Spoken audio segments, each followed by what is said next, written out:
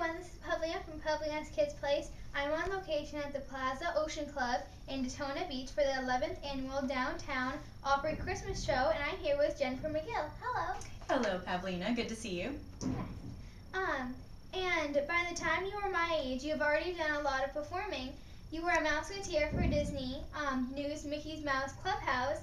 What was that like? Well, how old are you now? I'm 12. When I was 12, I had already been on the new Mickey Mouse Club for about a year and a half. We had taped the pilot as well as almost 2 seasons. And if you think about your everyday as a 12-year-old, if you wake up, you might need to go to school, you might need to go run some errands, you have your different jobs for the day. Being 12, whatever that is for you, that's what it was like for me. I didn't know any different. When I was 10 years old, I was hired to be in the new Mickey Mouse Club. And when you're that young, you can be very flexible and you can kind of roll with the punches. And I feel like because I was hired so young to be in a show that lasted for almost 7 years, it became part of my everyday routine, like a normal 12-year-old would go to school and think that was normal. The new Mickey Mouse Club was like my school. We had our school classes. We learned a lot of different stuff outside of school, including music, the dancing, the singing, doing comedy skits, memorizing lines, recording vocals, learning dance choreography. But we also had a little community, like in a school. You had your friends, you had cliques, you had people who liked this versus liked that. So it was like a little school. It was very normal for us. Yes, that's very cool. And do you still keep in touch with your Disney New Mouse Clubhouse? Actually, the show's called the New Mickey Mouse Club. Okay. Yes, the Clubhouse actually came later. I think that's a different show that came on many years after. But the New Mickey Mouse Club had Mouseketeers, and there were many different Mouseketeers through the different seasons of the show. Some of them became really famous after the show, and some of them, although they still went on to perform, were just scattered everywhere. We have very different lives, all of us, but we do sometimes see each other in Los Angeles because many live there and work. Many live in New York City and work there. But we even have people who went on to be in telecommunications, who are yoga instructors, who live in Indiana or Virginia, Miami. I live in Orlando.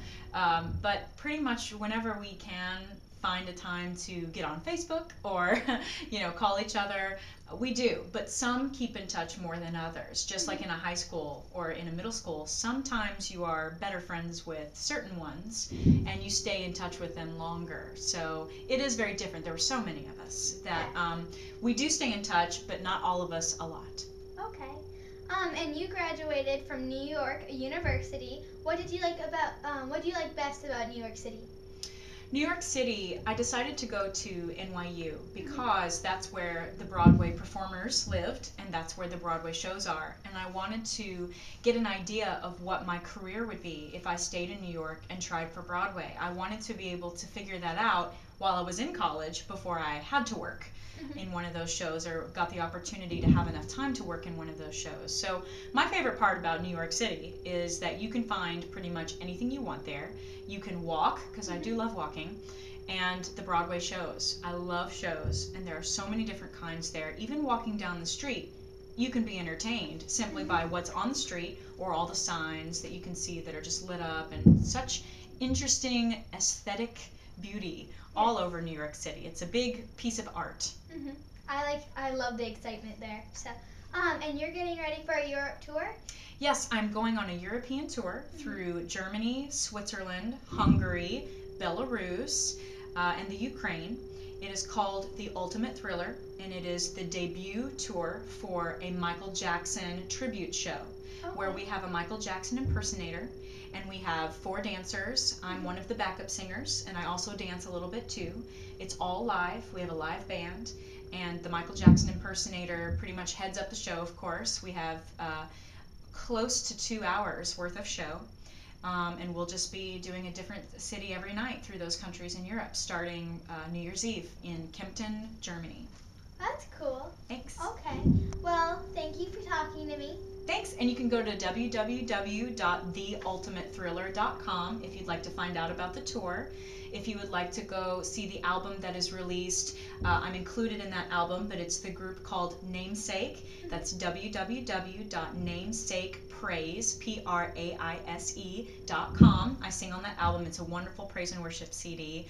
And my website is jennifermcgill.com. Okay, that's very cool. Thank you.